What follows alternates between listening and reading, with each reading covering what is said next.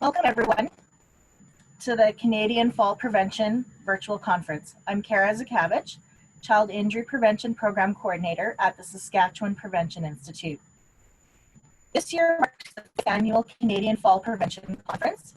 This conference was originally scheduled this past June in Saskatchewan, and unfortunately, due to COVID-19, we had to cancel the in-person event. We are very lucky to have this virtual conference for you. Parachute was excited to step in to host and help organize this conference in virtual format for 2020. This year's conference focuses on the theme of connecting communities, fall prevention across the lifespan. We'll cover the topics of children's falls, falls among older adults, vulnerable populations, and special considerations in falls across the lifespan among Indigenous people and women. On Friday, there will be a special talk on staying well during COVID-19 to close out the conference. As you all know, the conference will run today through Friday with 2 great presentations each day, 12 noon Eastern and 3 p.m. Eastern. Your registration has gained you access to every session, and we encourage you to attend as many sessions as you can. A couple of housekeeping items to run through. We have muted each of you, but we encourage you to use the Q&A to ask questions that you may have. There will be time for questions at the end of each presentation. We have the IT team standing by, so if you have any audio-visual difficulties, please put your questions in the chat box. And there will be a short survey at the end of each session, so please fill out that information as your feedback is really appreciated. We would like to begin by acknowledging that Parachute office is situated upon the traditional territories. The territories include the Wendat, the Anishinaabe, the Haudenosaunee, the Métis, and the Mississaugas of the New Cree Credit First Nation. As this conference is taking place virtually, we would invite each of you to take a moment to learn and reflect on what First Nations, Inuit, and/or Métis land your offices or your homes are located on.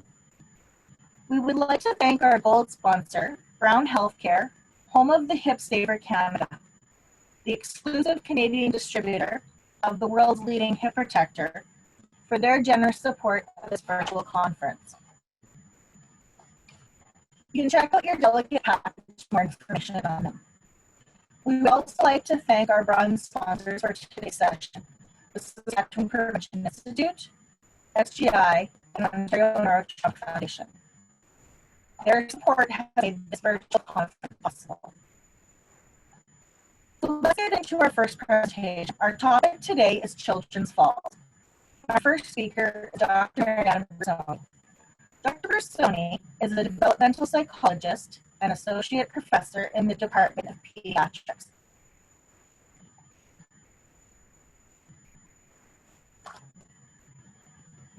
Oh, it says my speaker is not working. Can folks hear me? Yes, okay, good. I'll continue then. At the School of Population and Public Health at the University of British Columbia. She is an investigator with the British Columbia Children's Hospital Research Institute and the BC Injury Research and Prevention Unit. Mariana investigates child injury prevention and children's risky play, focusing on parent and caregiver perceptions of risk and design of outdoor play-friendly environments. And most recently, I'd like to extend congratulations to Mariana on being recognized in the 2020 UBC Faculty of Medicine Awards. Mariana, the microphone is yours. Thank you, Cara, for that gracious introduction. And it's I'm delighted to be among my people. As Cara said, I'm part of the BC Injury Research and Prevention Unit and have been doing injury prevention research since 2001. So I feel like this is a bit of a homecoming because it's been a while since I've been able to talk to injury prevention folks.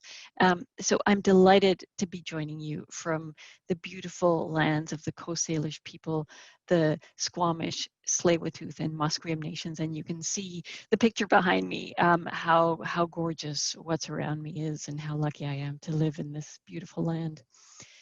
So I wanted to talk to you today about risky play, and hopefully we can have a discussion about how that relates to injury prevention and to falls prevention. So I'm just going to share my screen now and hope that all goes smoothly. I would encourage you to go ahead and please put in any questions in the chat, and I'll try and monitor that as I go. And if not, we'll get to them certainly at the end. So in terms of kind of what I'll be focusing on today, essentially I want to cover the what, why, and how of outdoor risky play. So what is it? Why is it important? What gets in our way, in terms of kind of letting kids engage in this kind of play, and how do we support it? But I think where it really is quite helpful for us to really start this conversation is for each of us to think back to our favorite childhood play memory. So I just really want you to take yourself back there now and think about kind of where you were and who you were with and what you were doing and the kinds of sounds and sights and smells that you were experiencing. And to that end, I just want to do a little bit of a brief poll. So if we could pull up that poll now, I guess I have to stop my screen share. Let me do that now. So if you could go ahead and with that favorite childhood play memory, where were you? Were you inside or were you outside?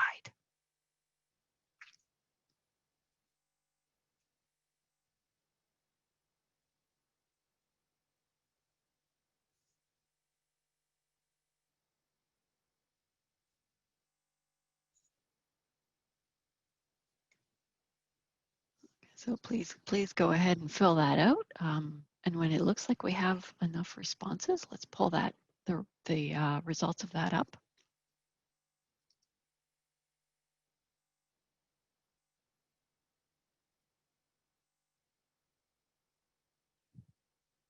Okay, we've got the results. Excellent. Okay, so 94% were outside and 8% were inside.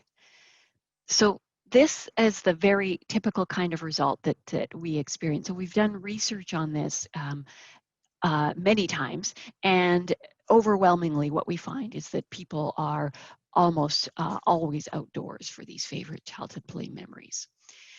So I think that that's actually quite important, right, in terms of being outdoors and why the outdoors is such a compelling place to play.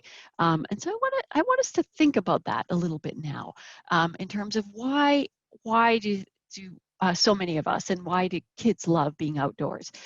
Well, in our own research, what we found is people talk about kind of a sense of freedom and joy that comes from being outside, of being able to kind of run around and shout and move their bodies in ways that they can't normally, meeting up with their friends and kind of doing whatever it is they want to do with their friends.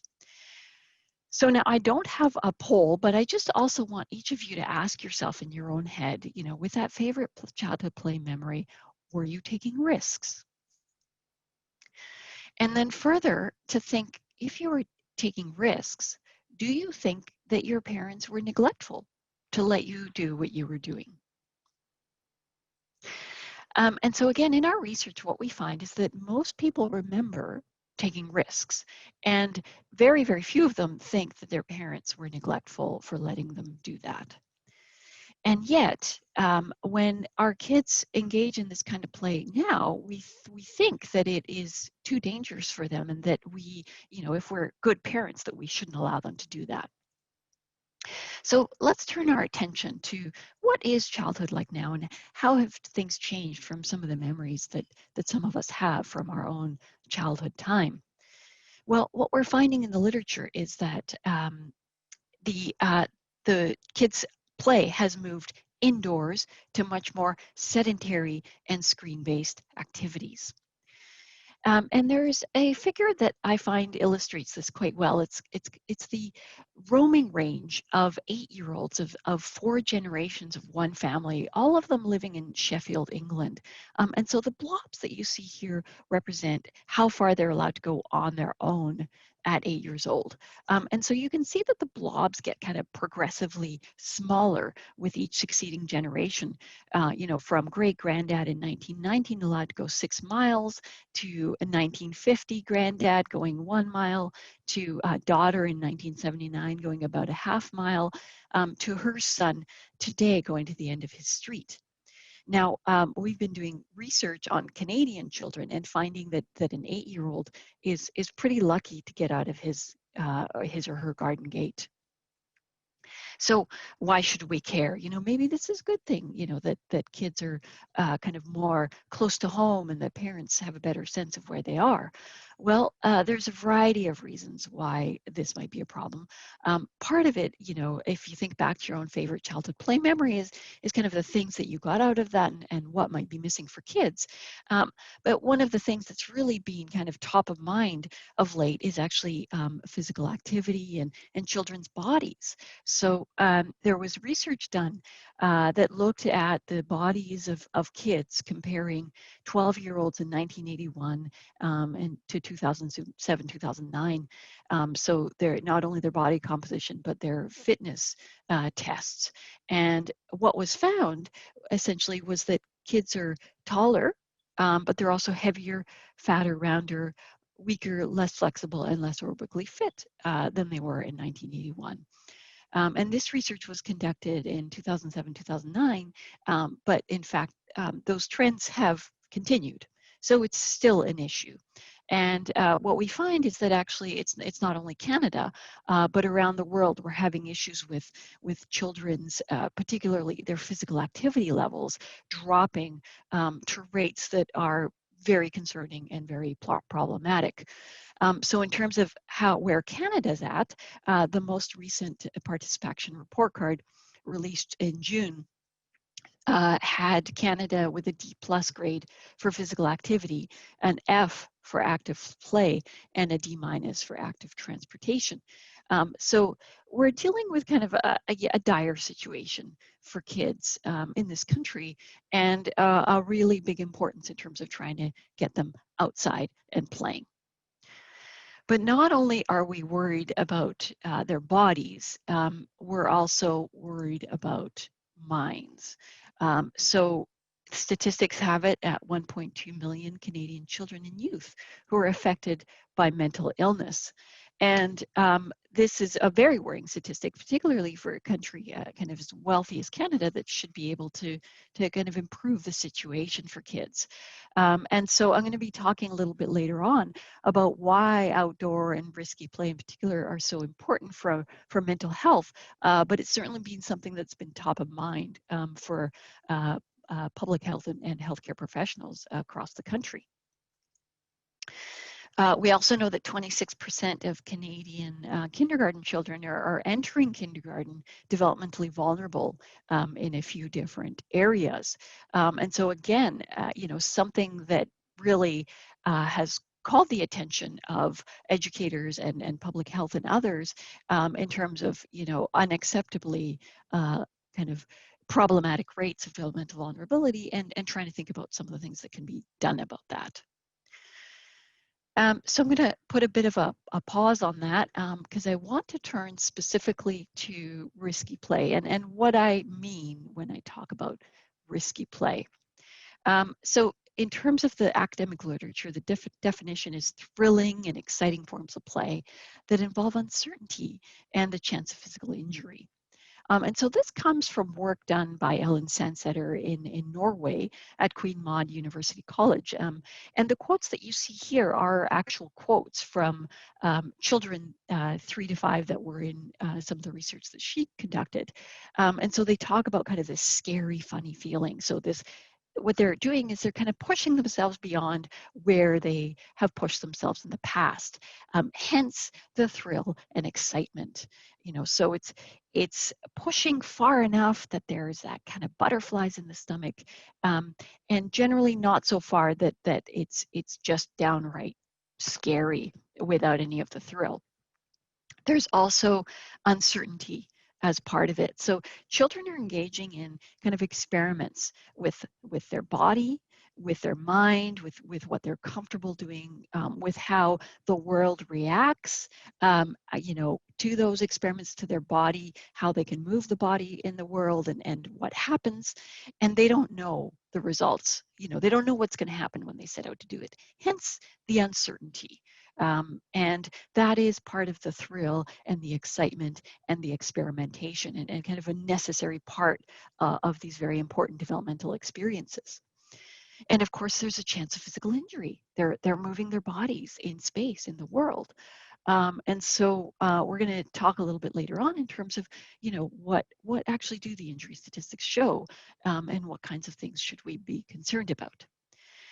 So there's several different kinds of risky play that have been outlined in the literature. So play at speed, like basically sliding down a hill really fast, or maybe being on your bike really fast and just pedaling your heart out. Play at heights, such as climbing trees or equipment or other sorts of structures. Play with dangerous tools like hammers or nails, potentially building a den or something like that. Play near dangerous elements like fire or water or cliffs. Rough and tumble play, so like play fighting. Play where there's a chance of getting lost, so like kids being able to go in their neighborhood without adult supervision, or for younger kids, finding hidey holes in the play space where they feel independent and like they're off on their own and they can do, they have control over what they can do. Now, risky play looks quite different for different kids. And so it's not up to us to decide, okay, what that child is doing is risky or not risky. It's really what's going on kind of in their head for themselves, in terms of their feelings around what this means for them. And so you can have, two kids who are the same age, similar developmental stage, and yet one would be more comfortable, say, pushing themselves further than the other, say, going to the very top of a tree, versus the first branch. And that can relate to differences in competencies and in comfort level and experience with climbing, for example. And so it's really not up to us to say that's risky or that's not risky for that child. It's up to us to provide the environments where they can do that exploration for themselves in a way that's managing the more serious risks of injury. Now, what I want to touch on is what isn't risky play. Risky play is not an excuse for neglect, for not scaffolding things appropriately to what that child needs. It's not an excuse for recklessness. And it's not about pushing children beyond their abilities or interests. So for example, a child who might be hesitating, saying, oh, you can do it, come on, just go a bit further, you can do it. It's certainly not about that. As I said before, it's really about providing the space for kids to feel secure in exploring their limits and what they're comfortable doing. So sometimes it can be helpful to think about, for example, a distinction between a risk and a hazard. It's a little bit simplistic, but it helps kind of think about, how we might proceed with injury prevention in this context. So a hazard would be something that a child, say, wouldn't be able to manage or might not be able to recognize, like a piece of broken equipment or, needles on the playground or things like that, where the kids really need us to either manage that hazard or to work with them to manage that hazard. Whereas a risk is something that a child should be able to make a decision for themselves, whether they want to engage in it. So such as in this picture, am I going to climb to the top of this tower slide and slide down, or is that just kind of too far for me?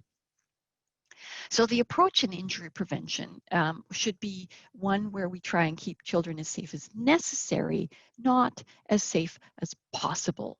So I think where historically our approach was to try and prevent every injury and keep children as safe as possible. What we want to do is be able to think about those risks that are available and the appropriateness of those risks, and allow the children to be able to navigate those risks. So why do we want to do this? Why do we want to support risky play? Well, the research is kind of growing, as we speak, and there's some very important developmental and physical benefits to risky play. And I guess I would take you back to your kind of favorite childhood play memory, and it might be intuitive, in terms of thinking about some of the things that you got out of that play experience. So perhaps you were out with your friends, you were kind of figuring out what you were going to do, you were negotiating rules, you were kind of regulating emotions. Well, that's really important for social-emotional learning. You might have been figuring out what your goals are and the steps to attain those goals, and kind of keeping attention to those goals, and kind of corralling all the friends to all kind of move forward to those goals. Really important for cognitive development. You may have been moving your body, in ways that you wouldn't otherwise, say gross motor skills or climbing trees or things like that you couldn't do indoors. That is really important for physical development. And one of the strongest findings we have in the literature is the kids are more physically active outdoors than indoors, in play. In fact, they can be even more physically active in play than they are in organized sports. And so, getting them outside is really important for their physical activity levels, reducing sedentary behaviors. And then you have kids, who are, if they're figuring things out for themselves, they're trying, they're failing, they're succeeding, they're learning from the failures, and they're realizing that they're actually quite competent to be able to manage these challenges, to the risks, etc. And that really builds their self-confidence and their resilience. And the idea that they can really overcome, say, some fears they have, like fear of certain heights or whatever, is really important in terms of reducing phobias and supporting their mental health. So yeah, and the comment by Karen saying that as safe as necessary, not as safe as possible, applies to older adults as well. Absolutely. I think that it's a phrase that should underpin our injury prevention practice when we think about people being able to make choices around the kind of recreational activities that they engage in, or even how they're cared for, say in residential facilities or so on. So in terms of kind of the benefits of outdoor risky play, it's really not an overstatement to say that the play is the engine of optimal child development, and that outdoor play provides benefits that are generally not available indoors, and therefore is really quite critical to encourage in its own right. So it was seen as so critical that in 2015, a number of organizations, including the BC Injury Research and Prevention Unit, represented by me, and some other groups that you see here from like a variety of different sectors, educational, physical activity, Parachute was at the table, Evergreen, and so on.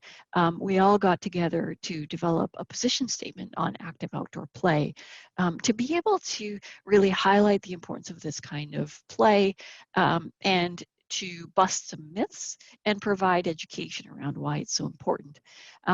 So the position statement says access to active play in nature and outdoors with its risks is essential for healthy child development. Now, the position statement is a 4-page document. You can access it on the Outdoor Play Canada website.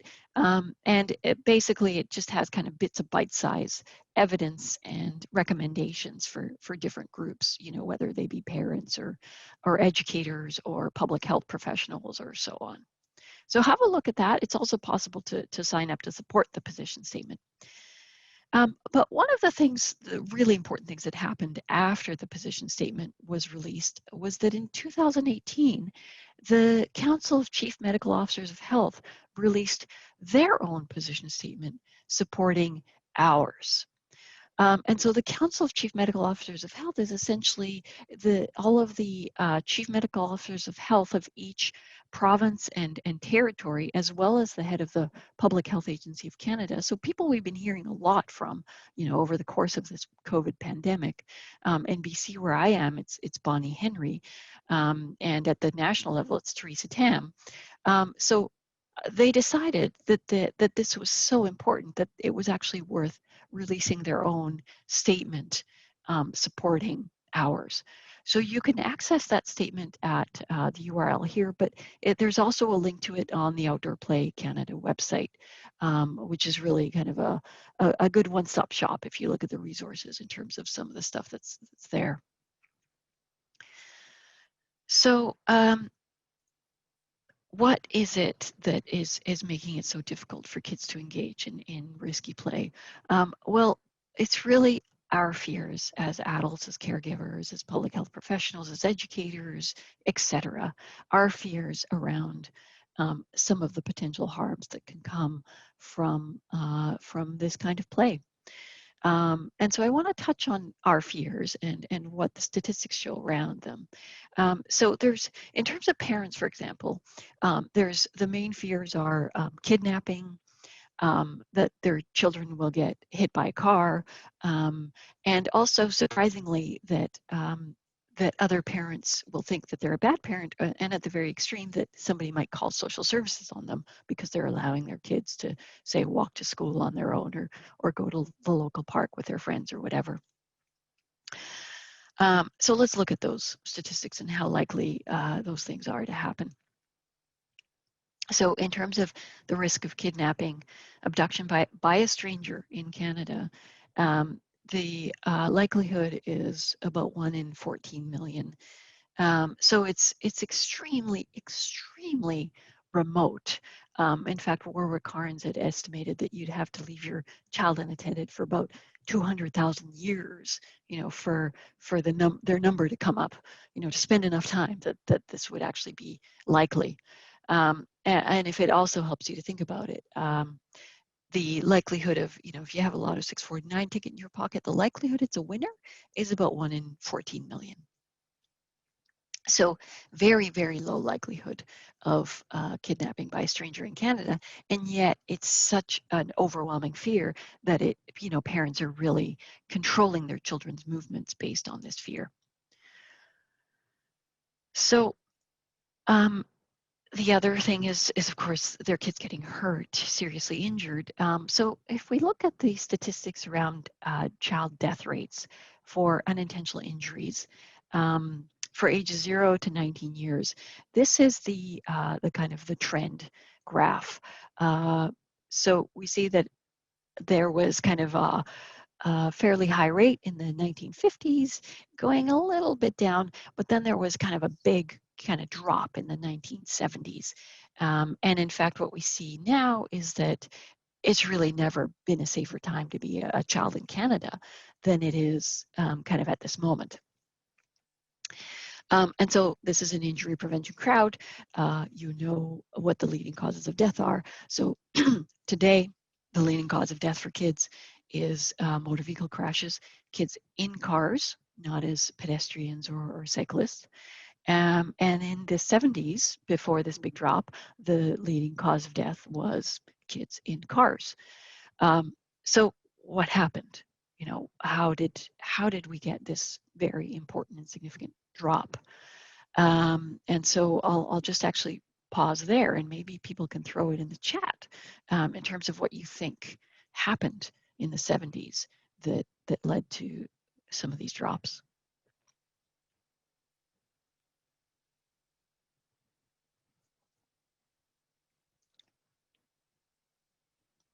Seatbelts, yes.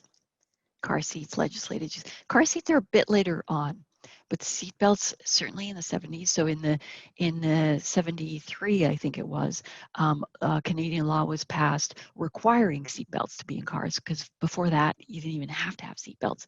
And then Ontario was the first province in 74 2004, I can't remember the precise date, but to pass a legislation requiring seatbelts. And so each successive province, until Alberta in 1990, was passing seatbelt legislation. The other thing that was happening was requiring of daytime running lights, increased penalties for driving under the influence, and you know, a series of improvements like that, as well as things like product safety and kind of fire retardant materials and those sorts of things. But the really big gains were made as a result of car safety and seatbelts. So what about play? You know, how does play figure in these kind of death statistics? So I tried to collect, excuse me, kind of all the data I could around play.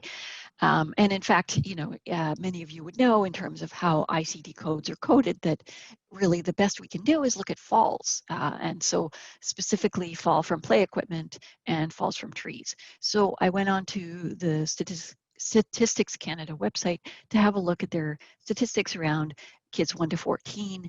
They had 10 years of data available for falls from play equipment and 17 years of data available for falls from trees. So with the 10 years, so just to give you a sense, there's 7,000, give or take, or sorry, 7 million kids in Canada aged 1 to 14.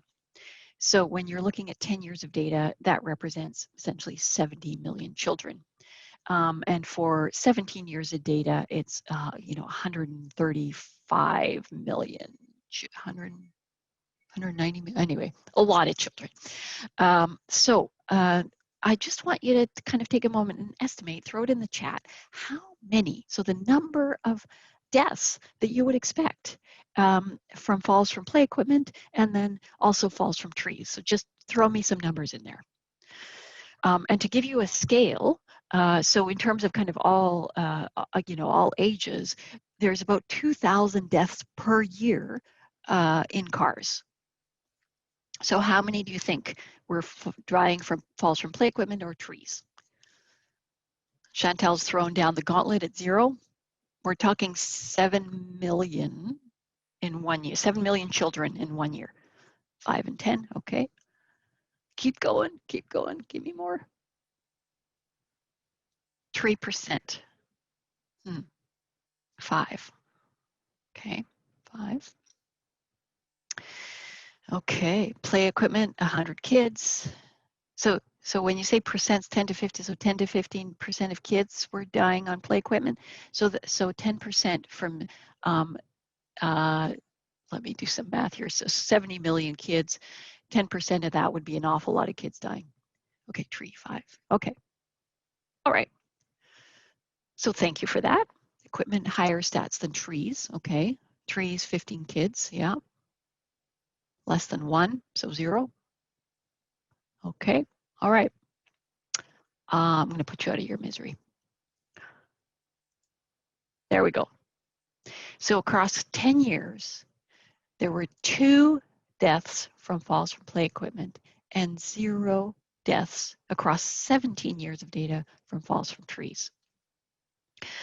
And so we're dealing with, for the falls from play equipment, we're dealing with a rate of, you know, 1 in 35 million. So, which is even lower than the Lotto 649 stats. So in terms of kind of deaths due to play, extremely rare. And yet we spend so much time controlling children's play behavior because of our fears. Okay, well, yes, good news. Thank you, Sue. Now, if any of you are, you know, respectable injury prevention professionals, you're thinking, yeah, okay, the deaths, that's great news, but what about the hospitalizations? Show me the hospitalizations. All right, I'm going to do that. So this is BC data, because I have access to BC data. The Canadian data are much harder to drill down to this level because I don't have access to them. So here we have kind of the last fiscal that we have data from at the BC Injury Research and Prevention Unit. And in fact, you can all go onto the Injury Unit website to the I.dot tool and crunch these numbers for yourself.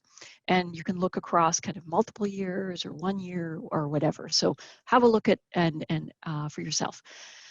So nobody on this call will be surprised to know that falls are the leading cause of hospitalization. Of course, you know, that's why we're all here. And of course, of injury-related hospitalization, I should say. And that's the case for all age groups. Okay, yeah, so could the low number be because less kids climb trees in Canada? Possibly. But 0 over 17 years, that's a pretty striking statistic. And certainly my kids climb trees, but it's possible that tree climbing has gone down. Okay, so hospitalizations. So we're dealing with falls as the leading cause of injury-related hospitalization. And if you just kind of have a glance around these, you can see that the play doesn't really feature in the other causes, but it could feature in falls. So let's have a look at that kind of that top row and what's actually going on for falls. So this is a 16-year average, sorry, for 1 to 14-year-olds for outdoor fall-related hospitalizations. So this is again in BC, okay? So on average, we have 323 fall-related hospitalizations in BC. So that's a rate of just under 50 per 100,000. And you can see how the rest of the stuff kind of falls out under that. So at first glance, you think, oh, well, falls involving play equipment are way higher than the next one down. So we got to do something about that. Well, and in fact, we have. So we've got, you know, playground standards, safer surfacing, you know, all of those kinds of things, reduce the heights, et cetera, et cetera. But before we get too alarmed by these statistics, I want to kind of get us thinking a little bit deeper. So if you actually break down who ended up in hospital and for what reason, 90% of those hospitalizations involve fractures. And in fact, some research by many of our colleagues and certainly the director of the Injury Prevention Unit in BC, Ian Pike, and others across the country have looked at, okay, what do we define as severe pediatric injury? And so they did a series of research and with trauma surgeons and other health professionals across the country. And what they came to the conclusion of is that they have a kind of a series of ICD codes that would define severe injuries. Fractures of the kind that end up from falls from play equipment do not feature on that list. So they are not considered severe injuries by trauma specialists. So 99% of the fractures, so the 90% of fractures, of those 99% are to extremities, so arms and legs, wrists, you know, the children kind of preventing their falls, etc. 0.02%, 0.02 involved the head. So it's a tiny, tiny fraction. And I guess the other thing I would point out, you see that it's a rate of 50 per 100,000. Well, there's about 650,000 kids in BC of this age. So 650,000 of them, you know, most of them playing on play equipment, if not every day, you know, most days of the week. And we have what's essentially quite a small number of them ending up in hospital. And of those really, even in those that are hospitalized, not severe injuries. And so again, kind of it should lead us to evaluate kind of our priorities in terms of the benefits of kind of risk-taking and risky play and the kinds of limits that we've put on kids in terms of allowing them to do this kind of play in a relatively benign environment. Okay, so what about kind of less severe injuries? If we think about the injury pyramid, we're going further down the pyramid to those that don't necessarily end up in hospital or might end up in emergency departments. So there was a systematic review done in 2014 that looked across the literature, any injuries where the authors had actually collected data on the amount of time the kids spent doing that activity and the likelihood of injury. So they looked at 3 activities: active commuting, such as like walking or biking to school, sports participation, and play. And so the results were that in terms of the highest number of injuries, play caused the highest number of injuries. But once you took into account the amount of time that kids spent doing that activity, it had the lowest. And in fact, sports had the highest. So this was the results. Basically, these are the number of injuries. So there was, for play, there was 0.15 to 0.17 medically treated injuries per 1,000 hours of activity. And the definition of medically treated injuries varied very widely across the studies that were included, but included things like, say, going to the school office for a Band-Aid or an ice pack or things like that, all the way up to, say, having to go to the emergency department. So we're talking actually, fairly minor injuries, but let's give you a kind of a stat that might make more sense. A child would need to play 3 hours a day for about 10 years to log, the amount of time that they needed in order to get one medically treated injury, and then that injury is likely to be minor. And so even if we look across all levels of the injury pyramid, there's not a compelling case for the kinds of restrictions that we're putting on kids.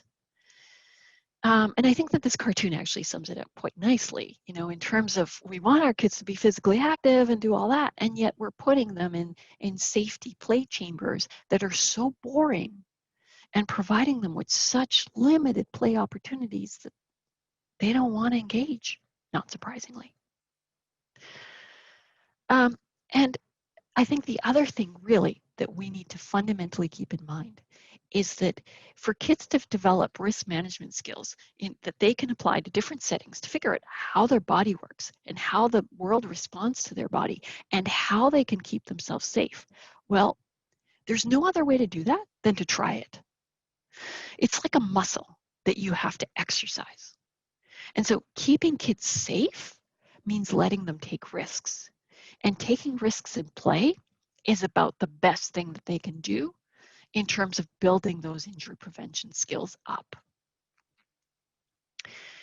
So the way that I see it in terms of our injury prevention practice, so typically, you think that this is our goal, right? Our goal is to prevent injuries. Of course, our goal is to prevent injuries.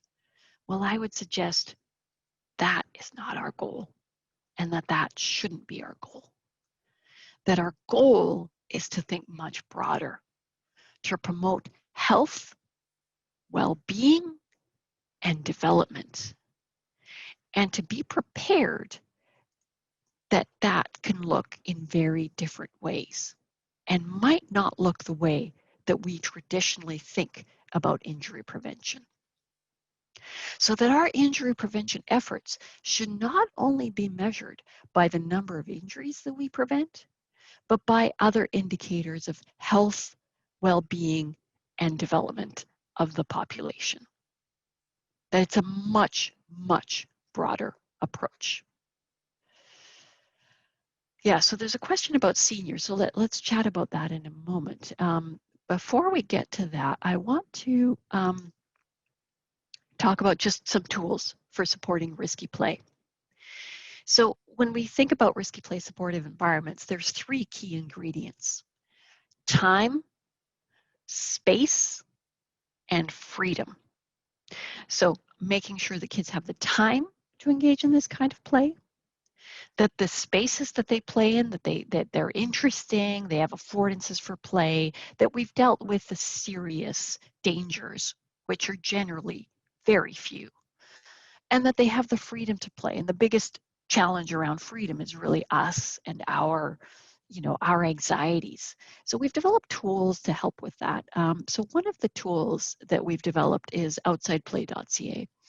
And it has two different versions on there, risk reframing tools. So they're tools to get kind of either parents or, and our other tool that we just released is for early childhood educators to think differently about kids' play, to think about what's important and how they can support it, and to make a plan for change. So you can have a look at that and send people to that. With respect to kind of managing dangers and hazards and risks, we've developed the risk benefit assessment for outdoor play, a Canadian toolkit. So the idea is to not only look at the risks and think about all of the things that can go wrong and how to mitigate those, but to balance with the benefits that can come from that activity. And then putting that decision making in the hands of those who know the kids the best, rather than kind of necessarily an external inspector. So an external, say, playground inspector is an expert on the equipment and making sure it's tethered to the ground and that sort of thing, but they're not an expert on those kids or how the kids use that space or the kinds of needs those kids have. And so this is a toolkit to help play providers kind of think through some of these things, do a site assessment, do dynamic risk benefit assessment as the kids are going along.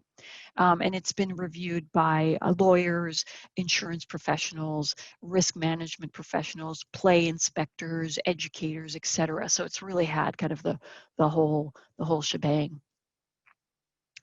So I think in sum, our approach in injury prevention is that in fear that death can take away our child, we take the child away from life.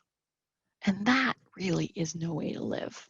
So we need to think about our roles as injury prevention professionals and how we can support children's being able to experience life. So this is my contact information. I'm happy to have you reach out. We're on all the social media channels. Feel free to email me, go on our website, which describes a whole bunch of stuff that we're up to.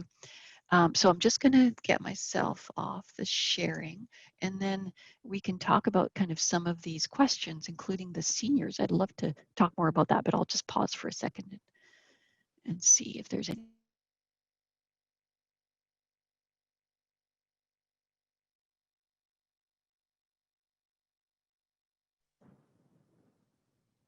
Okay, so let's talk a little bit about seniors then, and feel free to just keep putting those questions in the chat. So I very much think that this approach applies to seniors as well. It applies to all of us, right? So now this is not my area of expertise or research, so it merely comes from kind of some reflection and some of the stuff that I've seen in the media and so on. So I remember, a few years ago that I saw actually an approach in long-term care facilities where they actually recognize their residents' right to take risks. So in some long-term care facilities, for example, seniors would have to say, have dinner at a certain time, get up at a certain time, and do these things, not be able to kind of walk around or go outside, unless there was somebody available to take them, and there was only people available at set times. And so they had a very regimented and limited routine.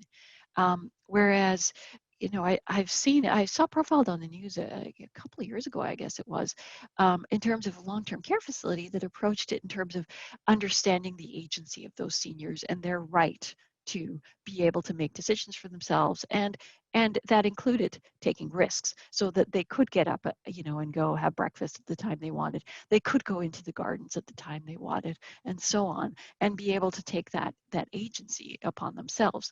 And so then when we're thinking about seniors and our indicators for the success of our injury prevention efforts, again, I think we need to think broader. How are they doing big picture wise, not just, how many falls did we necessarily prevent? Okay, so Karen's saying, I agree that the items you discussed apply to seniors as well. The idea of putting them in environments that are so restrictive that they aren't interested in engaging is no way to live life. Exactly. Seniors, they're still people. We all need these experiences, and we all want to we all willingly take risks in our own lives. Okay, another. How can education on risks, in particular concussion education, affect the play? Does it make parents and children take safer risks, or does it inhibit the risky play altogether?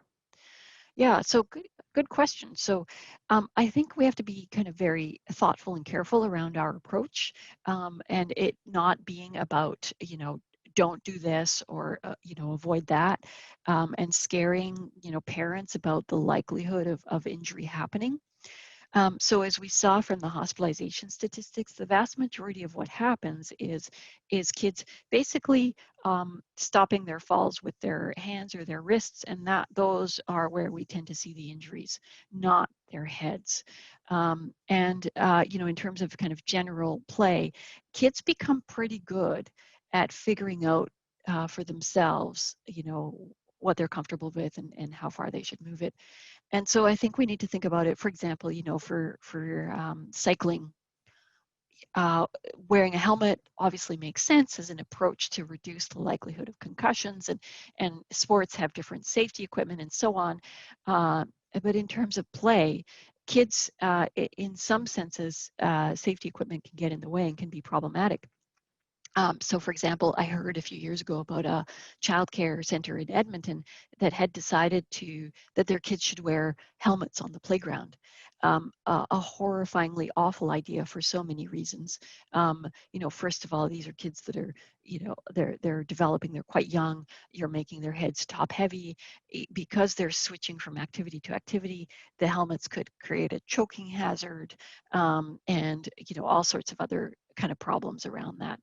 And also, I think we need to think about kind of, so one of the things that parents often say, and I find it sometimes coming from my own mouth, and I have to muzzle myself, is be careful, be careful.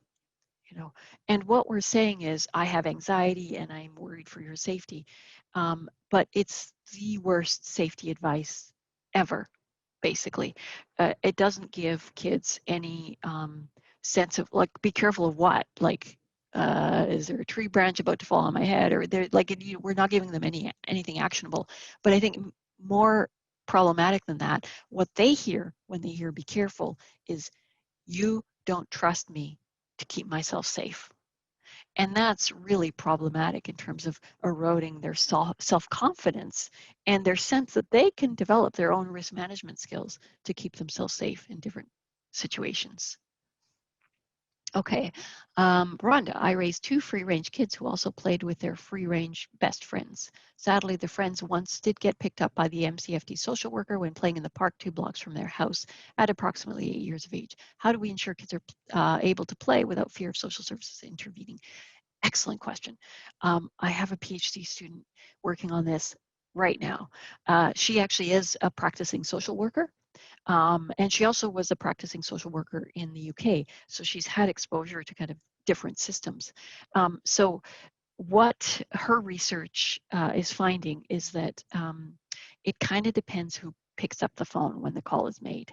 The personal biases of the person investigating very much come into it, because there are no clear guidelines around this. In BC, for example, it varies across the country. In BC, there's no laws in terms of a child must be this age or that age to be able to play outside, go to the park on their own. There was a case a couple of years ago about a dad who let his kids go on the bus, and social services investigated, and they decided that the kids had to be, I think it was 12 years old, not based on laws. And in fact, he challenged it and it was struck down.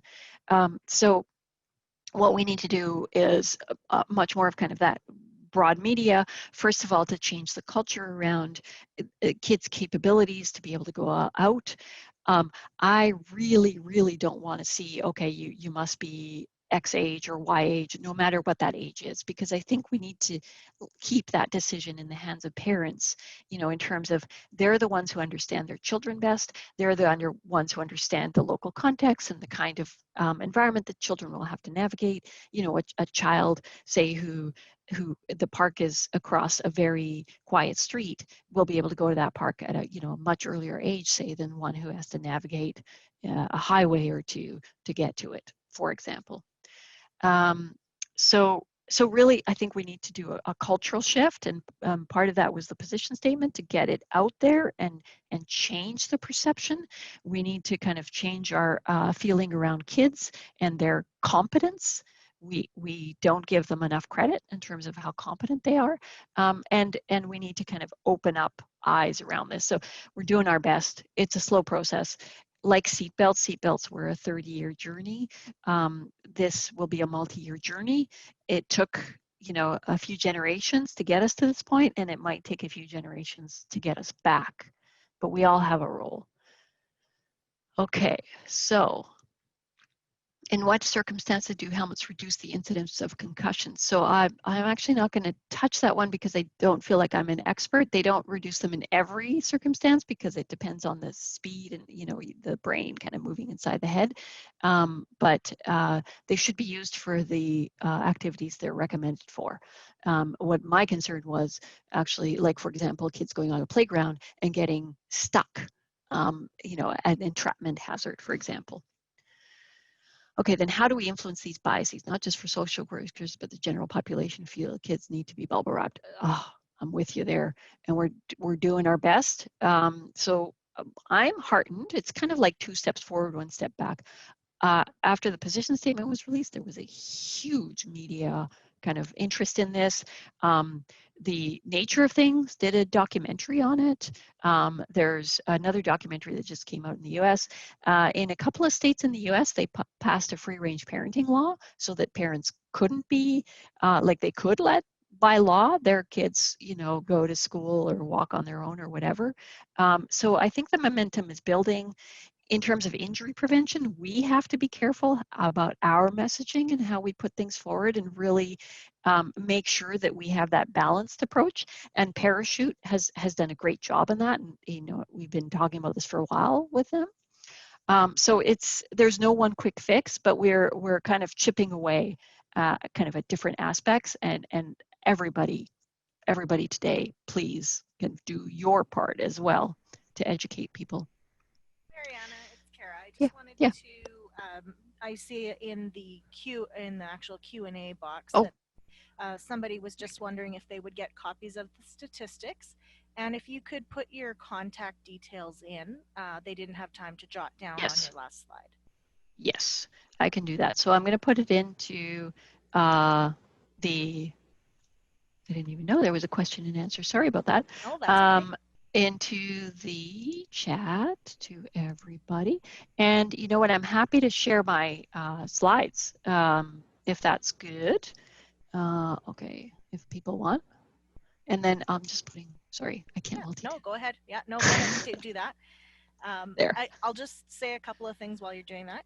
Sure. Thank you again for this very interesting and informative presentation. I've heard your presentation several times, and each time I learn something new. So it's been absolutely wonderful so far. We've just got about 4 minutes left, and I see another question in here. Have you noticed that the licensing officers have encouraged more risky play?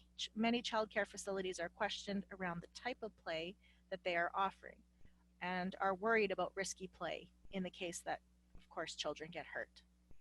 Yeah, this has been a big focus for us, and it's a two-way street. So licensing officers are also concerned that the providers, the child care operators, aren't actually supporting children's outdoor and risky play, and it varies across the country. So BC actually has a requirement that kids spend 60 minutes a day minimum outside.